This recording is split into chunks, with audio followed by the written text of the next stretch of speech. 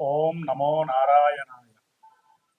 ఓం మంగళం కౌసలేంద్రాయ మహనీయ గుణాత్మనే చక్రవర్తి తనూజాయ సార్వభౌమాయ మంగళం. ఓం నమో వెంకటేశాయ నమ. ఓం గం గణపతయే నమ. వాగర్ధావివ సంపృక్తో వాగర్ధ ప్రతిపత్తయే జగతః పితరో వందే పార్వతీ పరమేశ్వరో. ఓం నమ శివాయ. పరమేశ్వరాభ్యాం నమః. వీక్షించేటటువంటి నవగ్రహ భక్తులందరికీ కూడా మరి ఈ మాసం అనగా జూన్ మాసం 15వ తేదీ నుండి జూలై మాసం 16వ తేదీ వరకు కూడా సూర్యుడి యొక్క సంక్రమణం మిథున రాశిలోకి ప్రవేశం. అంటే సూర్యుడు ఇప్పటి వరకు కూడా ధనస్థానమైనటువంటి వృషభ రాశిలో ఉండి ఇప్పుడు ఈ జూన్ నెల 15వ తేదీ నుండి కూడా తన యొక్క మిత్రరాశి అయినటువంటి మిత్రుడు ఆల్రెడీ అక్కడ ఉన్నటువంటి మిథున రాశి వ్యాపార క్షేత్రము, మంచి కమ్యూనికేషన్ క్షేత్రము, అట్లాగే ట్రాన్స్పోర్ట్, ఇంపోర్ట్ అండ్ బిజినెస్కి సంబంధించినటువంటి క్షేత్రము. మరి ఈ క్షేత్రంలోకి రవి చాలా హుందాగా, హోదాగా, ఎంతో రాజకీయ లబ్ధితో ఎన్నో రాశుల వారికి ఎన్నో రకాలైనటువంటి మంచి అనుకూలమైనటువంటి పరిస్థితుల్ని కలుగజేసేటటువంటి ఈ యొక్క మిథున సంక్రమణం చాలా విశేషప్రదమైనటువంటిది. ఈ యొక్క మిథున రాశిలో రవి ఆరుద్ర నక్షత్రంలోకి వచ్చినప్పుడు, అంటే దాదాపుగా జూన్ ఎండింగ్ తర్వాత ఉరుములతో మెరుపులతో కూడినటువంటి ఎన్నో వర్షాలు చక్కగా మానవాళిని తరింపజేస్తూ ఉంటాయి. అంటే ఋతువు కొంచెం మారేటటువంటి పరిస్థితి ఏర్పడుతుంది. ముఖ్యంగా మేషరాశి పర్యంతం కూడా మీనరాశి వరకు ఒక్కొక్క రాశి ఒక్కొక్క పోర్ట్ఫోలియోని కలిగి దాని ఆధిపత్య గ్రహాలు ఎన్నో రకాలైనటువంటి ఫలితాలని, ప్రభావాలని మన మీద కాంతి రూపకంగా వెదజల్లుతూ ఉంటారు. ఇవన్నీ కూడా మనము పూర్వజన్మల్లో చేసుకున్నటువంటి సుకృతాలను బట్టి, దుష్కృతాలను బట్టి ఈ జన్మలో మన జాతకానుసారము, జాతక చక్రంలో ఉన్నటువంటి గ్రహస్థితులు, అవి ఉన్నటువంటి నక్షత్రానుసారంగా ఇప్పుడు ప్రజెంట్ గోచారంలో మనకి జాతకరీత్యా ఉన్నటువంటి చంద్రుణ్ణి అనుసరించి వింశోత్తరి దశారీత్యా ఏ దశలు, అంతర్దశలు, విదశలు నడుస్తున్నాయి, ఆ యొక్క దశానాథులు మరి ఇప్పుడు ప్రజెంట్ లగ్నరీత్యా ఎక్కడున్నారు, అట్లాగే మన యొక్క గోచారంలో చంద్రుడు చాలా విశేషమైనటువంటి ప్రభావాన్ని మన మనసు మీద ప్రభావితం చూపిస్తూ ఉంటాడు. కాబట్టి అంటే జాతకం అనేటటువంటిది లైఫ్ ఈవెంట్స్ని తెలియజేస్తే, గోచారం అనేటటువంటి చంద్రుడు మానసిక స్థితిని తెలియజేస్తూ ఉంటాడు. కాబట్టి ఈ యొక్క మానసిక స్థితి గ్రహాల మీద ఆధారపడి ఉన్నటువంటి నక్షత్రాల ద్వారా ఏ ఏ రాశుల వారికి ఏ ఏ ఫలితాలని ఏ ఏ రకాలుగా కలుగజేస్తారు అనేటటువంటిది మనం మొత్తంగా చెప్పుకోలేకపోయినా కొంచెం క్లుప్తంగా మనకున్నటువంటి వాడుక భాషలో, మనకున్నటువంటి వ్యావహారికంగా జరిగేటటువంటి ఎన్నో మరి ఈ రవిగ్రహం నుంచి కేతుగ్రహం వరకు ఉన్నటువంటి ఆ గ్రహాల యొక్క యుతులు, నక్షత్ర స్థితులు, గతులు, అట్లాగే వాటి యొక్క వీక్షణల ఆధారంగా ఏ ఏ రాశుల వారికి ఏ ఏ భావాలు, ఏ ఏ భావాల్లో ఉన్న గ్రహాలు ఏ విధంగా యాక్టివేట్ చేస్తాయనేటటువంటి విషయ పరిజ్ఞానాన్ని తెలుసుకోవడానికి ఈ మిథున సంక్రమణంలో రవి యొక్క ప్రవేశము, రవితో పాటుగా బుధుడు, అట్లాగే గురుడు. ముఖ్యంగా ఈ బుధుడు ఈ యొక్క మిథున సంక్రమణం చేసినటువంటి రవి క్షేత్రంలో 22వ తేదీ వరకు, అంటే జూన్ 22వ తేదీ వరకు గురుడితోనూ రవితోనూ కలిసి తన యొక్క స్వక్షేత్రములో ఉండటం చాలా విశేషప్రదం. అంటే వ్యాపారస్తులకి, ఉద్యోగస్తులకి, అట్లాగే ముఖ్యంగా ధన సంపాదన కోసం గురిపెట్టినటువంటి వాళ్ళందరికీ కూడా చాలా విశేషమైనటువంటి స్థితి ఈ నెల అని చెప్పుకోవచ్చు. అట్లాగే కుజకేతువుల సింహరాశిలో ఉండటం, అట్లాగే శని మహానుభావుడు మీనరాశిలో ఉన్నాడు, రాహువు కుంభరాశిలో ఉన్నాడు, శుక్రుడు మేషరాశిలో ఉన్నాడు. తదుపరి ఈ నెలాఖరికి జూన్ 29వ తేదీన శుక్రుడు తన స్వక్షేత్రమైనటువంటి తన యొక్క వృషభ రాశిలోకి చక్కగా సంచారం చేయడం కొన్ని రాశుల వారికి అనుకూలమైనటువంటి పరిస్థితుల్ని కలుగజేస్తున్నాయి. కాబట్టి మేషరాశి నుంచి మీనరాశి వారి వరకు ఏ ఏ నక్షత్రాల వారికి, ఏ ఏ రాశుల వారికి ఈ గ్రహాలు ఏ విధమైనటువంటి పరిస్థితుల్ని కలుగు చేస్తాయి, వారు ఏ విధంగా జాగ్రత్తగా ఉండాలి, ఏ రకమైనటువంటి గ్రహాన్ని ఆరాధించాలి, ఆ గ్రహ అధిష్టాన దేవతని ఉపాసించాలి అంటే ప్రార్థన చేయాలి, పూజలు చేయాలనే విషయాన్ని తెలుసుకోవాలి. అట్లాగే ఈ యొక్క జ్యోతిష్యాన్ని నమ్మడం అనేటటువంటిది మాత్రమే మన సనాతన ధర్మంలో ముఖ్యమైనటువంటి విషయం. జ్యోతిష్యాన్ని నమ్మాలి, దాని తగ్గ పరిహారాలు చేసుకుంటూ ఈ రోజు ఏ విధంగా అయితే మన శరీర ధర్మానికి భుక్తి ఆహారం అనేటటువంటిది ఎంత ఉపయోగమో ఆ భుక్తిని సూర్యుడి ద్వారా మిగతా గ్రహాల ద్వారా మనం చక్కగా అనుభవిస్తూ ఉంటాం. కాబట్టి గ్రహస్థితిని నమ్ముకోవాలి, దానికి సంబంధించిన దైవాల్ని ప్రార్థన చేసుకోవాలి.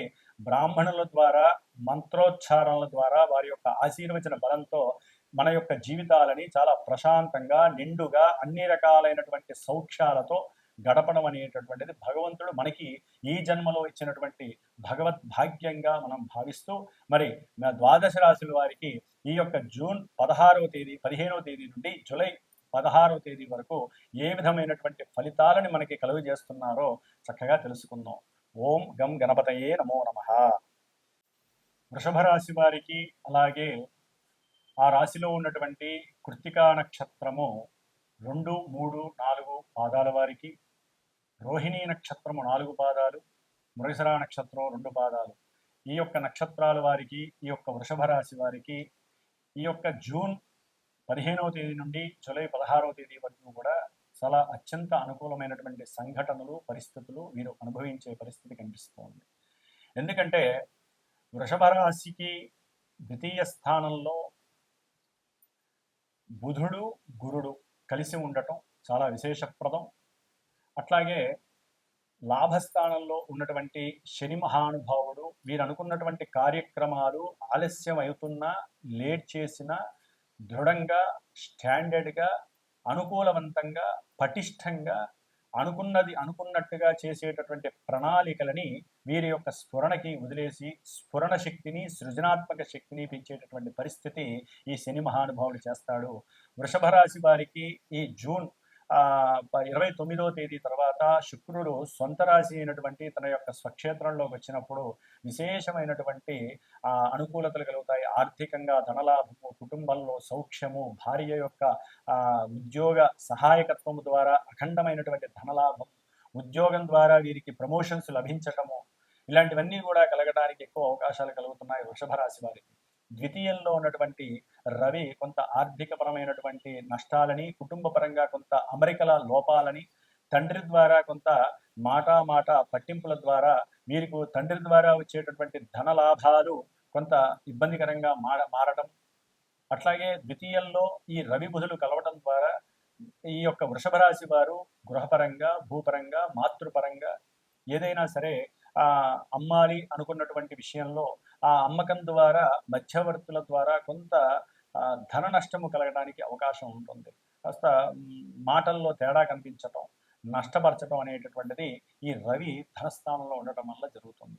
అట్లాగే ఈ గురుడు ఉండటం ద్వారా ఆకస్మికంగా వృషభ రాశి వారికి భూ వ్యవహారాల పరంగా లేదా మీరు చదువుకున్నటువంటి విద్య పరంగా గవర్నమెంట్ జాబ్స్ లేని వారికి, దాని గురించి వెయిట్ చేస్తున్న వాళ్ళకి గవర్నమెంట్ జాబ్స్ లభించటం, ఈ నెలలో వారికి అనుకూలమైనటువంటి ఆర్థిక స్థితిగతులు కలగటం జరిగే అవకాశాలు ఎక్కువ ఉన్నాయి. కుటుంబంలో చక్కటి భోజన సౌకర్యము కలుగుతుంది. పంచపక్ష పర్వాణాలు మీ ముందు వడ్డించే అవకాశం ఉంటుంది. దూరం అయిపోయినటువంటి మేనత్తలు, మేనమామలు, బంధువులు, దూర బంధువులు ఎవరైనా సరే మిమ్మల్ని చక్కగా ఆకలింపుగా మాట్లాడటం, మిమ్మల్ని వారి గృహానికి పిలవటం, చక్కటి ఆనందకరమైనటువంటి సౌఖ్యకరమైనటువంటి విందు వినోదాలను ఏర్పాటు చేస్తున్నట్టుగా గృహ వాతావరణాన్ని కలుగజేయడం అనేటటువంటిది బుధుడు తెలియజేస్తున్నాడు.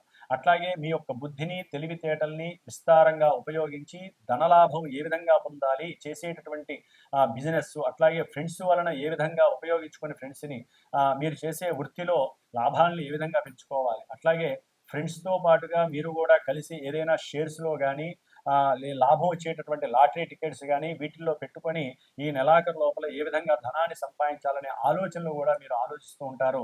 దాని ద్వారా కూడా విశేషమైనటువంటి ధనలాభం కలుగుతుంది. ముఖ్యంగా చతుర్థంలో ఉన్నటువంటి కుజకేతువులు వృషభ రాశి వారికి విద్యాపరంగా ఆటంకాలను కలుగు చేస్తున్నారు. సంఘంలో మీకున్నటువంటి గౌరవ మర్యాదలు కొంత కోల్పోయే అవకాశం కలుగుతుంది. గృహంలో కొంత అసౌకర్యవంతమైనటువంటి అంటే అన్నదమ్ముల విషయంలో కొంత పొరపచ్చాలు వచ్చే అవకాశం ఉంటుంది. గృహము కొంత విచ్ఛిన్నం కావడానికి అవకాశం ఉంటుంది. తండ్రి యొక్క సహాయ సహకారాలు మీకు అందేటటువంటి పరిస్థితులు కనపడట్లేదు. అట్లాగే వృషభ రాశి వారికి దశమంలో ఉన్నటువంటి రాహువు చక్కగా అత్యంత అనుకూలంగా ఉన్నారు. ఉద్యోగస్తులకి కానీ సేవకా వృత్తులు చేసే వృత్తి ఉద్యోగాదులకు కానివ్వండి, వ్యాపారస్తులకు కానివ్వండి చాలా చక్కటి వ్యాపార స్థితి కలుగుతుందనే చెప్పుకోవాలి. రాహువు అనుకూలంగా ఉన్నాడు కాబట్టి ఈ విధంగా ఈ వృషభ రాశి వారికి అనుకూలమైనటువంటి గ్రహాలలో బుధుడు, గురుడు, రాహువు, శని చాలా పెద్ద గ్రహాలు అనుకూలంగా ఉన్నాయి. కాబట్టి ముఖ్యంగా రవి, శుక్రుడు, కుజకేతువులు అనుకూలంగా లేరు. కాబట్టి మీరు వీలుంటే ఈ నెల రోజులు కూడా విద్యార్థులు ముఖ్యంగా విద్య యందు వెనకబడిపోవడం, లేకపోతే మస్తిష్కంలో వారికి బుద్ధి సరిగ్గా పనిచేయకపోవడం, ఇంకా హెవీగా మాట్లాడేటటువంటి పరిస్థితులు కలగటం, గృహంలో వీరు ఎవరి మాట వినకపోవడం, ఇలాంటివి చాలా నెగిటివ్ ఎఫెక్షన్స్ చాలా జరుగుతాయి కుజకేతువుల వలన. కాబట్టి వృషభ రాశి వారికి ముఖ్యంగా విద్య కోసం ఈ కుజకేతువుల యొక్క దోష పరిహారార్థమై సుబ్రహ్మణ్య ఆరాధన చేయించండి ఇంట్లో పిల్లల చేత, లేకపోతే సుబ్రహ్మణ్యేశ్వర ప్రదక్షిణాలు చేయించండి. ద్వితీయంలో ఉన్నటువంటి రవి యొక్క నష్టము లేకుండా, అంటే రవితో అంటే తండ్రితో కానీ ఆర్థికపరమైన నష్టాలు కానీ జరగకుండా ఉండాలంటే ఆ సూర్యనారాయణుడికి సంబంధించినటువంటి ఓం నమో నారాయణాయ బీజాక్షరాలను జపించండి, లేదా ఆదిత్య హృదయ స్తోత్రాన్ని ప్రతి ఆదివారము ఈ 4 వారాలు కూడా 6 ఒత్తులు ఆవునీతితో సూర్యుడి ముందు దీపారాధన చేసి చక్కగా కుటుంబ పోషణకి కావలసిన ఆర్థిక లాభాన్ని, తండ్రి యొక్క సహాయ సహకారాలన్నీ, ఆశీర్వచనాన్ని పొందడానికి వృషభ రాశి వారు చక్కగా ప్రయత్నం చేయండి. ఓం శ్రీమాత్రే నమః.